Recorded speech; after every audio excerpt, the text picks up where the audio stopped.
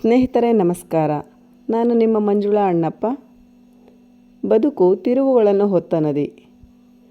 ತಾನು ಬಯಸಿದ ಕೋರ್ಸ್ ಸಿಗಲಿಲ್ಲವೆಂದು ಹೊರಟ ಕಲಾಂಜಿಯವರಿಗೆ ಸನ್ಯಾಸಿಯೊಬ್ಬರ ಮಾರ್ಗದರ್ಶನದಂತೆ ತಿರುವು ಪಡೆದು ಮಿಸೈಲ್ ಮ್ಯಾನ್ ಆಫ್ ಇಂಡಿಯಾ ಆದರು. ಓದು ಬರಹ ಏನು ಬರದ ವಾಲ್ಮೀಕಿ ನಾರದ ಮಹರ್ಷಿಗಳ ದರ್ಶನದಿಂದ ಮಹಾನ್ ದಾರ್ಶನಿಕನಾದರು. ಇನ್ನೇನು ಎಲ್ಲ ಮುಗಿಯಿತು, ಒಳ್ಳೆಯ ಹೆಸರು ಮಾಡಿ ಆಯಿತು, ಇಡೀ ಚಿತ್ರರಂಗದ ದೇವರು ಪರಮಾತ್ಮ ಎಂದು ಪೂಜಿಸುವ ಹೊತ್ತಿಗೆ ಪುನೀತ್ರವರು ಭಗವಂತನಲ್ಲಿ ಲೀನರಾದರು.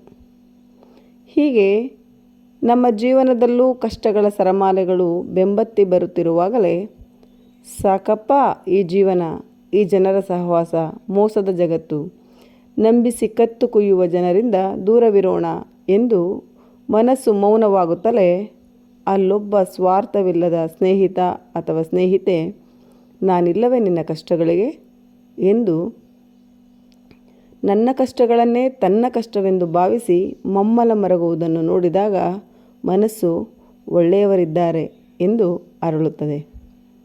ಇನ್ನೇನು ಎಲ್ಲವೂ ಮುಗಿಯಿತು, ಮಕ್ಕಳೆಲ್ಲ ಒಳ್ಳೆಯ ಕೆಲಸಗಳಲ್ಲಿ ಸ್ವಾವಲಂಬಿಗಳಾಗಿದ್ದಾರೆ, ಮದುವೆಯಾಗಿದೆ, ಇನ್ನು ಮೊಮ್ಮಕ್ಕಳ ಜೊತೆ ಆರಾಮವಿರೋಣ ಎಂದು ಬಯಸುವ ಹೊತ್ತಿಗೆ ನಮ್ಮ ಆರೋಗ್ಯ ಹದಗೆಟ್ಟಿರುತ್ತದೆ.